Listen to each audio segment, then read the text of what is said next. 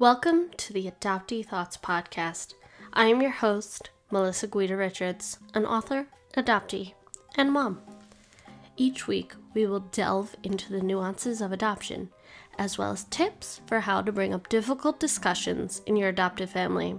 And most importantly, we will not shy away from tough topics. So thanks for joining me today, and let's jump into your weekly dose of Adoptee Thoughts. Can you please introduce yourself?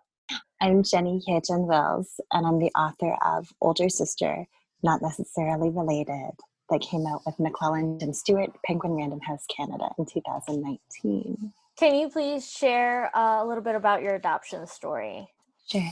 So I was adopted probably around 8 or 9 months old from, I recently-ish learned that I was born in Seoul, and I was adopted by a family in Southern Ontario, Canada, which at the time, which, was in the early 1980s, was an incredibly sort of isolating experience, because I think even more so than adopted folks in the US, for instance, we are really isolated and separated in large part because of the geography of Canada, an expansive country with such a small population.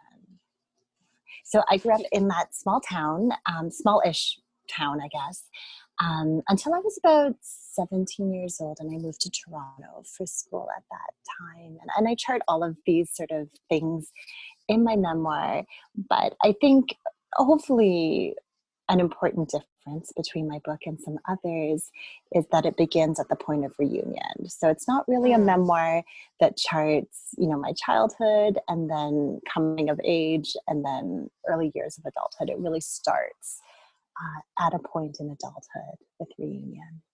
When did you decide to really dig in and write the memoir of that experience? Right. So my reunion happened in 2008, 2009, and I started writing the book in 2016. And the catalyst for writing that book, or the prompt for it, was boredom and insomnia, and I was working on a different project. But part of it, I think, was I was on research leave for my day job, and it was the first time that I had had a moment to sit with some of my ideas and some of my experiences in reunion since that had happened. So it quickly came out as poems, which then over the next little while were transformed into a life narrative.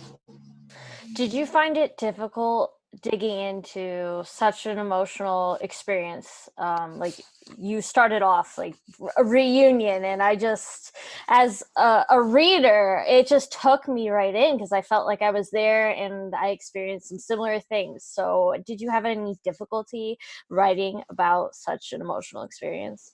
Not really. And maybe part of that is because before I was working on this creative project, my scholarly research was about adoption narratives.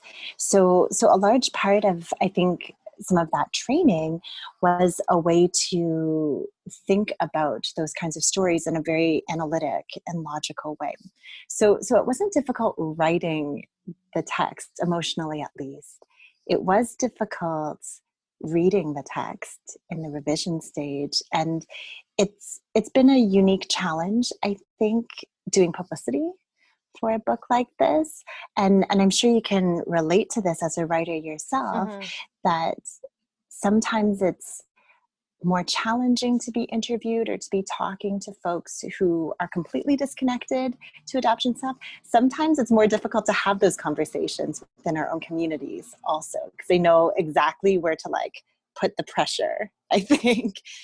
So those have been more, I guess, emotionally tumultuous or volatile. And I mean that not in a negative way, but just very up and down, I think, than the act of writing itself.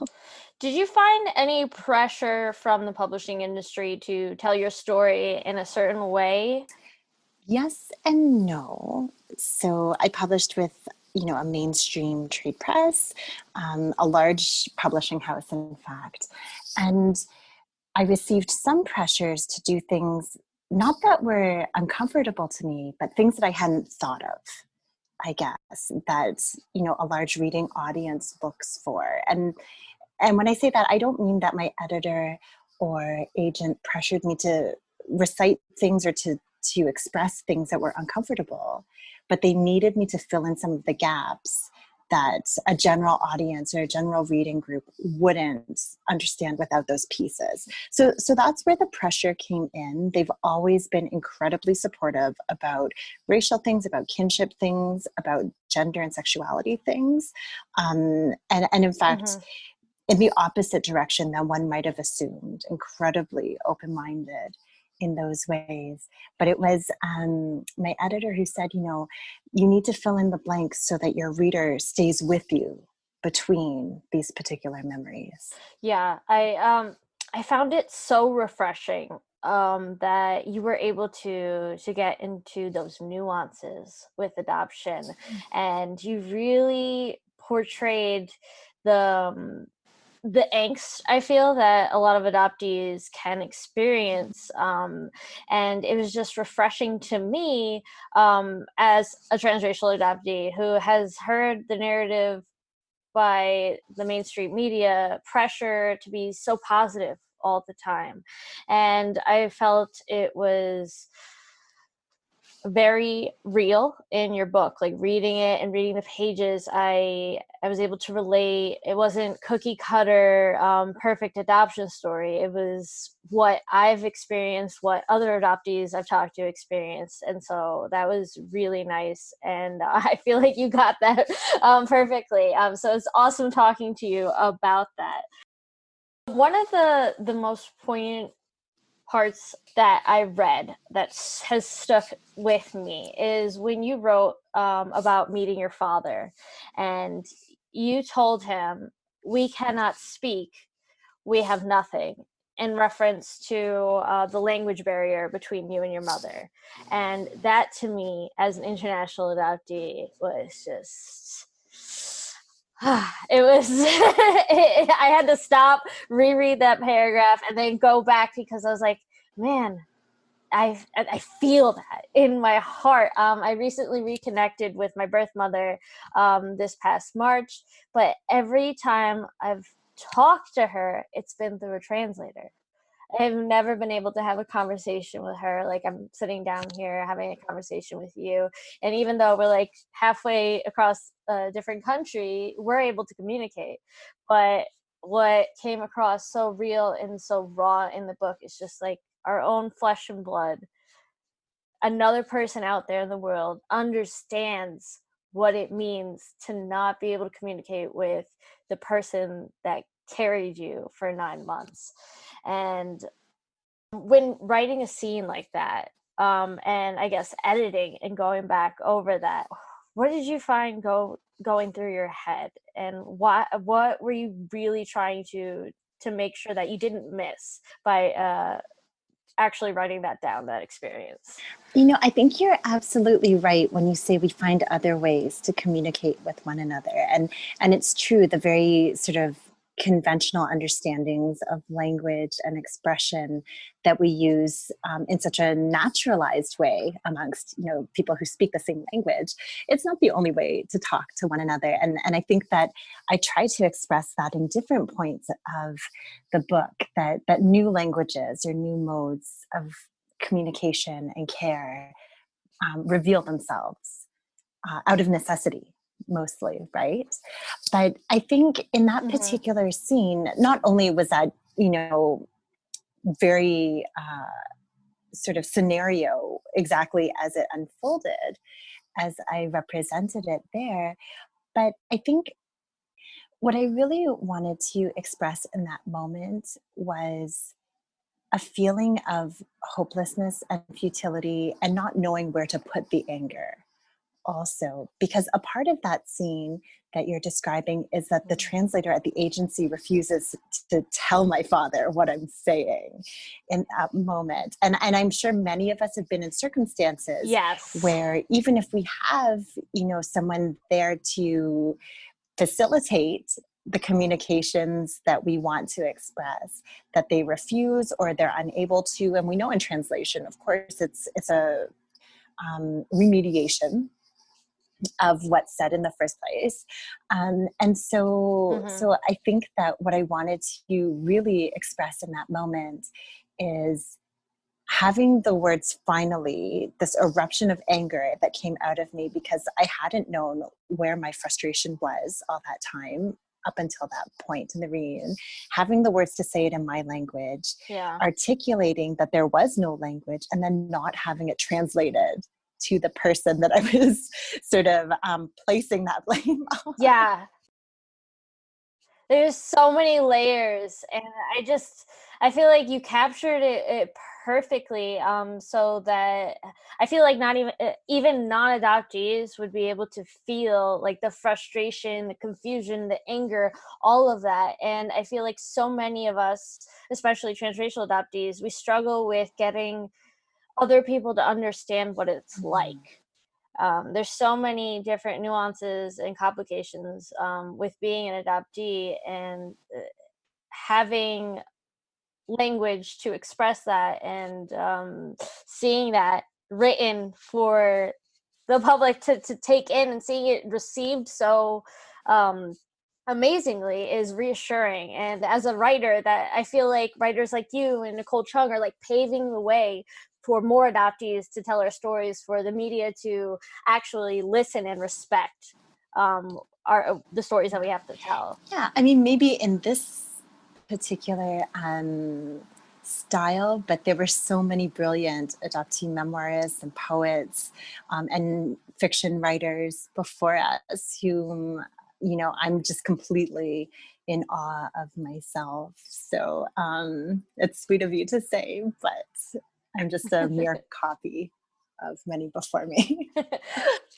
I feel like there are definitely like amazing writers out there, but publishing is this huge hurdle that I know there's many adoptees who are looking to get into writing. So just like for another adoptee adopted within our generation, it's nice to see, and just hearing about your experience with it. And I'm curious to know, how did your adoptive family react when you told them that you were going to write a memoir? Well, originally the book was imagined as a novel, actually, and one of the strategies behind that was just my fear of nonfiction and of being out of control of the image that I worked very hard to control in life, right? We're always being looked at. So of course, for someone like me who has a lot of anxiety about that, part of the way that I've dealt with that is, very strict curation of a public image. So I was frightened into wanting to publish it as a novel, as fiction. That plan was thwarted, positively so, I think, through the publishing industry. And when I told my parents, I think they were surprised, but since the release of the book, they've been quite supportive, in fact, and I think quite proud. And maybe it's allowed us to have conversations with a different kind of language, without having to sit down and have a traditional conversation with one another. It's become sort of a substitute for some discussions that might have been too difficult to have. Definitely. I feel that as a nonfiction writer myself, a lot of times it can be difficult to sit down with my adoptive parents and talk to them about race and the issues I've had and experiences with racism. But I will share my essays with my mom and be like, hey, by the way, I have this essay out. And it's kind of helped our relationship, I feel, just having a less argumentative way to just express myself in an honest way that she can take in as she wishes, and sit on it before we react to one another's emotions. Because I feel like with adoptive parents and transracial adoptees, a lot of times we can make the situation volatile if one of us gets hurt when something's coming out, we're not explaining it the right way. So having an outlet like writing or art or something like that can be kind of a mediator. I mean, a large part of what I think about is the way a writer imagines their audience and what they need, and imagines a generous reader and how to support a generous reader, right? It's about a relationship. Yeah. And I think what's emerged in my relationship with my Canadian parents is that thinking carefully about how one might communicate to a reader has actually clarified some of those conversations for us, and removed some of the superfluous emotional things that in the past have interfered with those things. So just the writerly act, or just thinking like a writer, I think has genuinely helped us a lot. Yeah, definitely. And I remember in the book that you wrote that around 7 is when you first became a Korean girl, you wrote, in the eyes of those around you. Can you share a little bit more about that, and whether you've discussed race with your family before that experience? Sure. That scene that you're talking about, I'm discussing, I think, how my schoolmates and teachers, it seemed as though their world was open to the possibility that Asianness wasn't this monolithic thing, and that there were the specificities of different races and ethnicities within, Asian communities. And it specifically happened when I was around 7, because that's when the Olympics were held in Seoul. And so there was this sudden interest and this sudden sort of public conversation about the particularities of Korea versus other cultures and races within Asia. And so that became sort of this moment that I became a specific kind of Asian in the eyes of many people. So that's why it was at that particular moment in my life. Now, I didn't talk too much about race with my family when I was growing up. And I think that they probably tried to in different ways. But you know how when we're young, and even when we're not young, we sort of put out feelers and testers to see what are comfortable topics for people. And young people are incredibly intuitive about what feels like a comfortable conversation. And so I imagine I put out feelers of some kind when I was young, and didn't necessarily feel that everyone was equally able to have those discussions at the time. Yeah. I totally understand that. Do you feel like now, as an adult and post reunion, you are able to be a little more open with discussing this with your adopted family? In some ways, yes.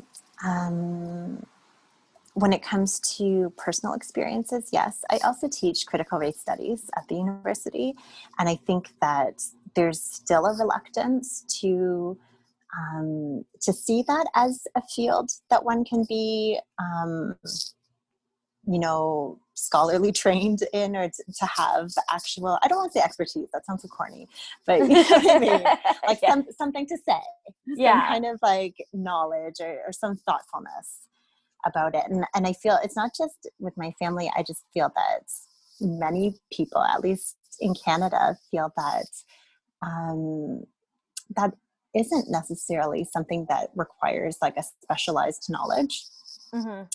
And so, because everyone has an opinion about it, whether they're asked or not, I guess. Yeah.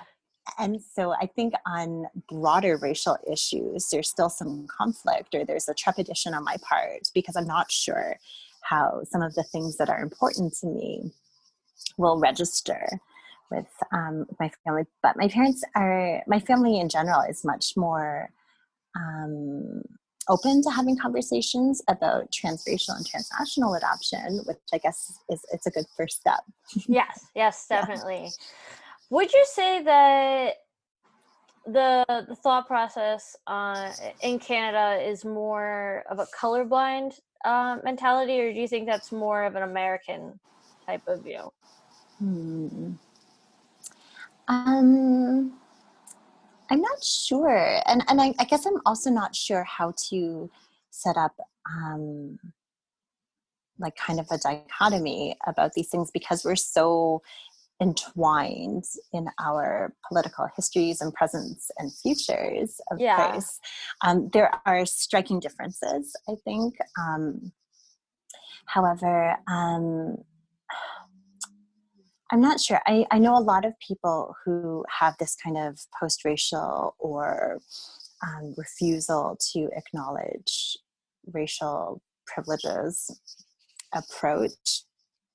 But the conversations in Canada, I think, tend to be, in an important way, quite centered on anti-Indigenous racism and settler colonialism in ways that I think, at least my experiences when I go to race studies conferences, et cetera, in the US, it's not as centered, I guess.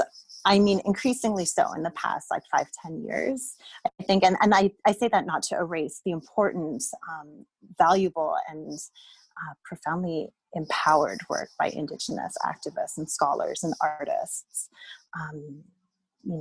across Turtle Island. But I think that conversations about race are importantly but complicatedly entangled with conversations about settler colonialism in Canada. So it's slightly different that way. But. Definitely. I've talked to a few adoptees all over the country now, and like Australia, I talked to one in Italy, and it's interesting to me to see the differences in their upbringing. But at the end of the day, I feel like a lot of us struggle with identity, and I was able to see some of that in your writing, and it's, like I said, it's refreshing. I mean, I should also mention, I have a book that came out today that's called Adoption and Multiculturalism. I'm the worst self-promoter, I guess, when it comes to academic things. But it is specifically about dehomogenizing the adoptive land. And so one of the things that we wanted to do, it's co-edited with Tobias Hubinet and Indigo Willing.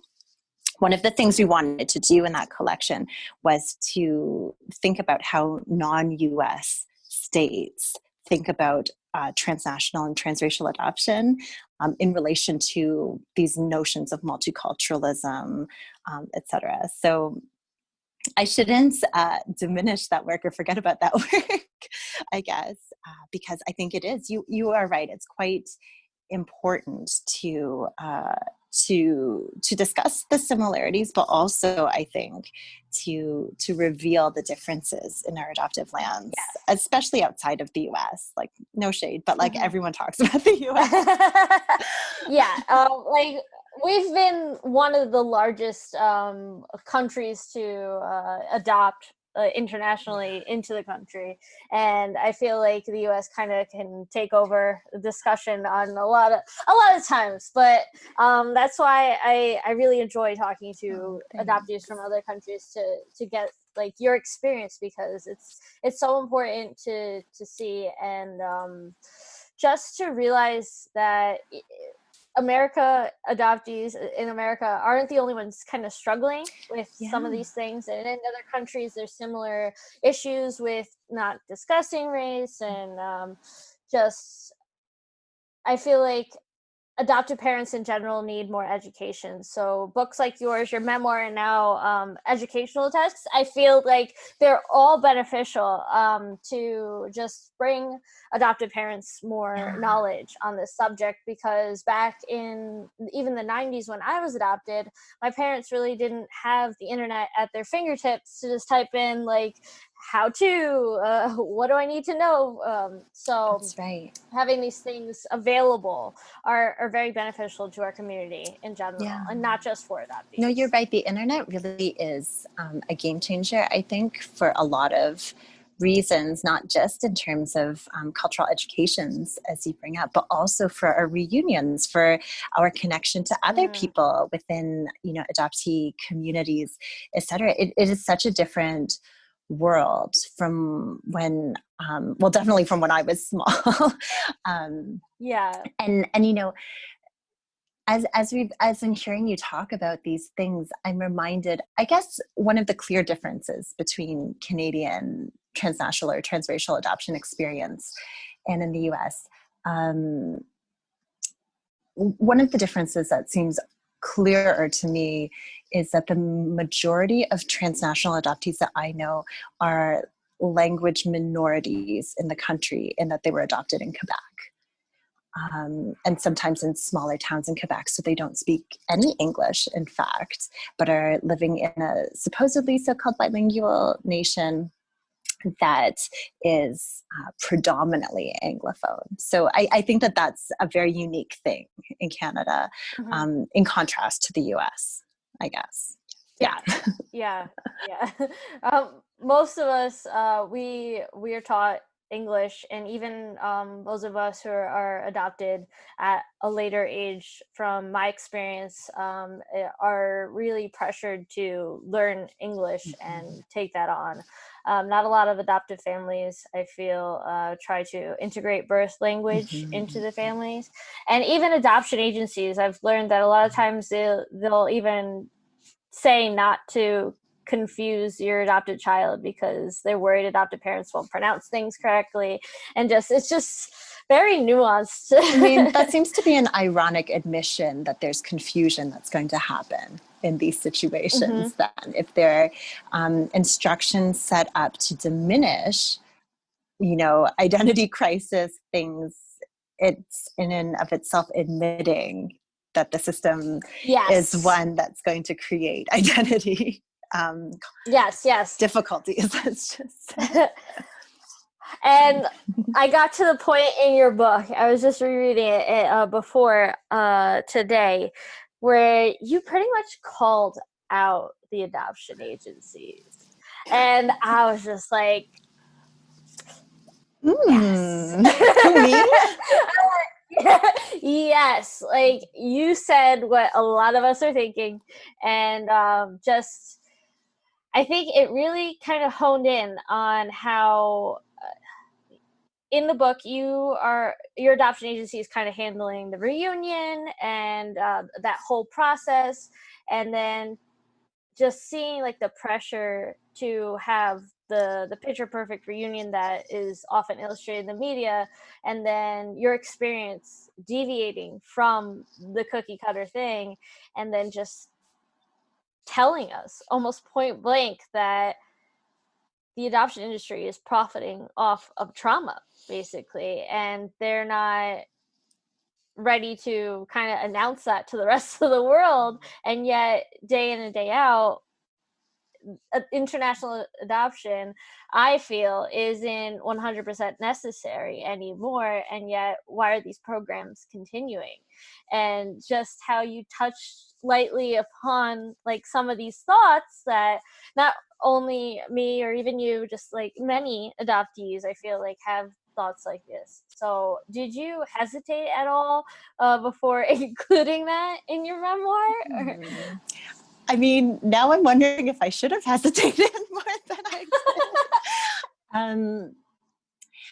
I did not. I did a little bit of additional research for another scene in the book where I'm describing certain agencies providing sort of like a hostel or a guest house situation for returned adopted people, while also still being, an agency at the same time. And so I hadn't known about that until I was in the process of writing. And I think that maybe this scene even more than the reunion scene that I think you're talking about, illustrates the paradox and the profound sort of cynicism that some folks can have about these so-called welcoming or like return spaces that are open for us or whatever.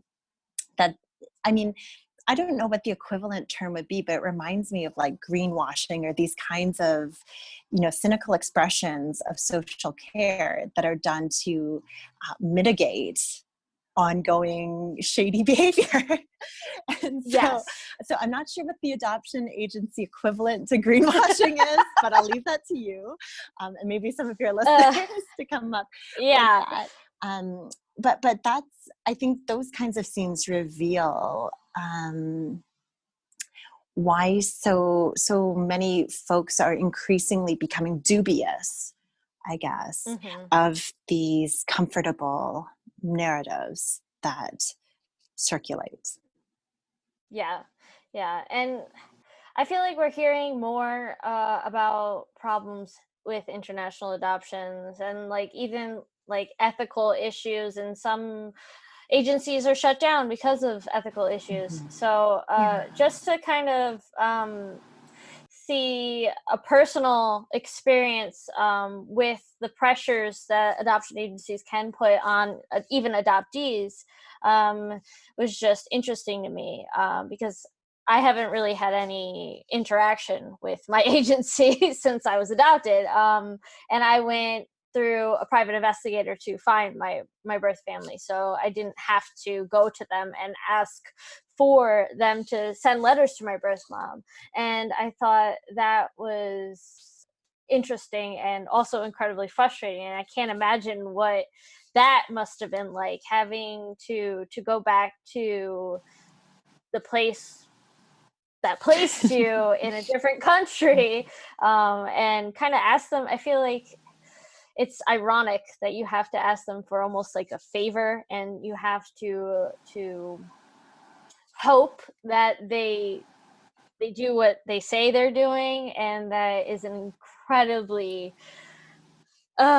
difficult situation to be in. And so I'm glad that you wrote about it. Yeah, I mean, these are the vulnerable positions that some of us find ourselves having to place ourselves in. And when I was discussing earlier in our conversation about this, like controlled, curated self, I mean, yes, of course, we're already poised and primed to know how to do that with these agencies, then also how to sometimes navigate them so that we can get what we need from them. Yeah. It's uncomfortable, that's for sure. But I mean, I think it's also important. I think a lot about people of, my generation of adoption earlier, even later, and it's done, right? Like the thing has happened. And so one of the questions I was trying to answer with my book is, so now what? There's no time machine here. And we all know time machines aren't for people of color anyway. But there's no time machine here. There's no going back. So what do we do with this situation that we're in now? And I've heard from some adoptive parents who are like, okay, well, I did this thing, but now what? And I think this is an important question that that we're faced with thinking through carefully now, because the answer isn't it's impossible to do some of the things or the wishful thinking things that cannot be. So what do we do now with these people that we love in our lives in many cases? What do we do with these identities that we now have and nothing else? How do we move forward? And my editor, who's a very brilliant woman, said, when I said, I'm nervous about how people are going to read this book, if adoptive parents are just going to be like hating on me the whole time. And she was like, your book, you need to think of it as a book that's not telling people if it's right or wrong to do something, especially if that thing's already been done, but a book that's asking questions about it and like asking the right questions about how we might think about it.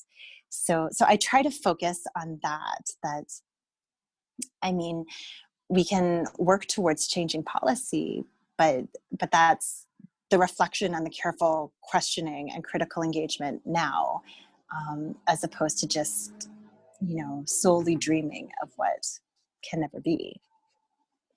Yeah, I think that's so important to discuss, and just for people to see that there's no necessarily right or wrong path.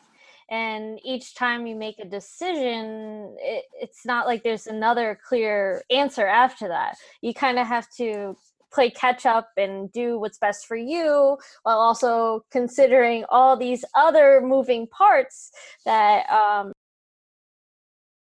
was going to say, it's like, why these reactions when you see on social media when an adopted person's expressing their grief or their emotions, and then there are always these reactionary responses like, oh, would you rather be like languishing, in an orphanage or whatever? Yes. Like this approach to discussing these issues is completely pointless, because because that train of discussion doesn't actually, alter the ways that we're thinking about these things in the end, because it's just relying on that same dichotomous narrative of like one or the other, right?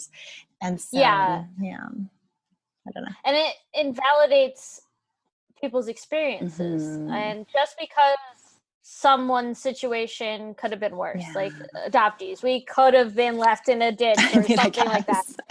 It's just like with any other kid, like your parent could have divorced earlier, something could have happened horribly in your life, but that's not the case, and that's not the issue that we're discussing right now. And just because it could have been worse doesn't mean our experiences and our life and the struggles that we're going through aren't important. Absolutely. These are conversation enders or attempts to end conversations. And that is like the opposite of what we should be doing. Right? Exactly. And like a question that I get a lot, especially when I bring up topics of race and kind of the issues that we can go through. Like I just wrote an article on Abby Johnson. And one of the things that I got from a lot of adoptive parents was, well, why are you talking about these issues and you're not offering a solution, and you're just like dividing us, and like just things like that. And it's just very interesting to me that pointing out potential flaws in the adoption industry is seen as such a bad thing for not just adoptive families and adoptive parents, but to like society at large. And to me, I don't write about these things just to get a reaction and to make people upset. I write about these things because they impacted my life and the lives of friends of mine that were also adopted. And I feel like as a community, in order for us to grow, we really have to talk honestly about the intricacies of adoption, and that doesn't just include the positive stories, that includes the flaws in the system. And that's another reason why I really enjoy your work, and I feel like it's important that we have it out there. And I'm just curious how the reaction has been from adoptive parents to your memoir. For the most part, they kind of stay in their lane with me. Not many adoptive parents have spoken to me directly. Some prospective adoptive parents have tried to reach out to me, which is, discomforting, I think. It's more adopted people who are reaching out to me, although there is, I've talked about it a little bit in other venues. There is this one move that adoptive parents do where they spring like photos of their adopted kin upon me, either in my inbox or like at a event or whatever, which renders me speechless, because I don't know what to do with those acts. And I feel that when people's bodies are weaponized in that way, I do take that as an act of aggression. I feel like that falls in vein with like people saying, well, my adopted cousin is happy, and like I feel like it's almost a competition almost that they try to force us into adoptive parents. And Absolutely.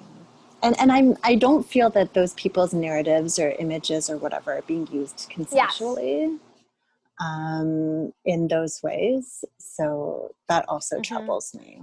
And I think what's another important point is that a lot of adoptees, we're kind of taking ownership of our stories. So to have other people share another adoptee story that doesn't belong to them, it, like you said, it can feel like an act of aggression, and it's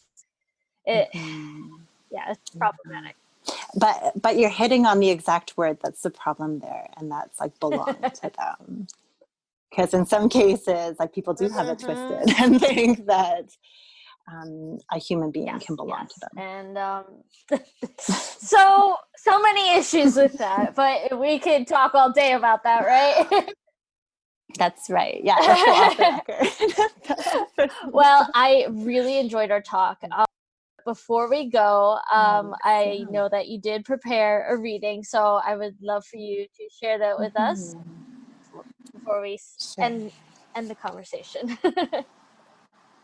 Yeah, thank you so much for having me, and thank you to your audience, your listeners. This has been a real treat. I'm really excited to meet you and them. This has been great. Okay, so I've prepared 2 short sections. One of the sections appears as a second person address or direct address to my older sister. And so throughout the memoir, I use a second person voice at various times, often to talk about very emotionally weighted things or very politically weighted things. And it's interesting that we talked a little bit about expressions of anger and being direct and extra and whatever. I tend to do that mostly in these confessions to a sister. And that was a writing strategy to couch some of those difficult discussions about transnational and transracial adoption in the confessional mode. So here's one that comes early on in the text, and it's sort of it's a conversation, a one-sided conversation with my older sister, sort of introducing the idea of transnational adoption to her. Okay, so my older Korean sister, of course. All right. On me, it resonates a lot these days that we who were scraped up from the floor of orphanages and churches and hospitals and sent alone to new families and cultures and lands are members of a lost generation. We're a blip on the history of our country, a nation that seems millennia older than the countries to which we were sent. Our congregation meets in adoptee guest houses that are meant to keep us safe, to give us hope even when the peoples and cultures we want to dissolve into won't fully have us after all. When this ends, and it will end, I promise you, a memorial will be built and maybe pages will be added to grade school textbooks, and we'll continue to vanish, to die one by one, many of us with the words, "Why me?" on our lips. I've heard official apologies again and again, statements of remorse or shame that it's still ongoing. But there's no true accountability if they keep adding to our numbers, while they keep sending us so far away. They're embarrassed this no longer necessary relief program still exists. But on me, it's just too good to give up. Do you know how much people are still willing to pay?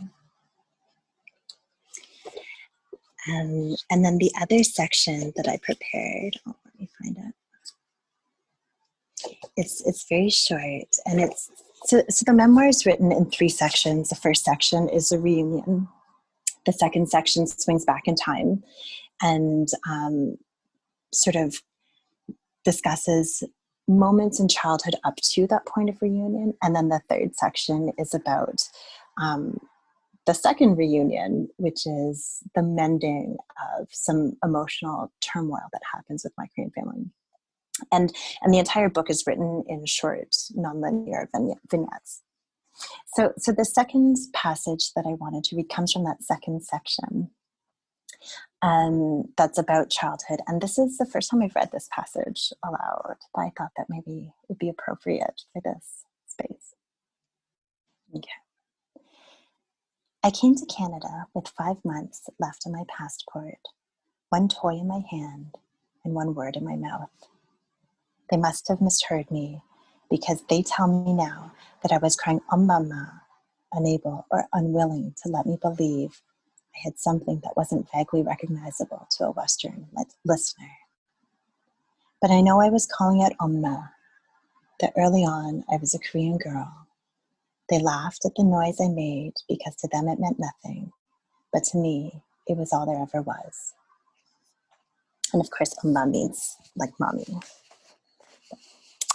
Thank you so much for sharing that with me. And it's not funny, but like I really enjoy how that's the passage, the first one, because that was the one I was referring to when we were talking. I was like, yes, that Awesome. one.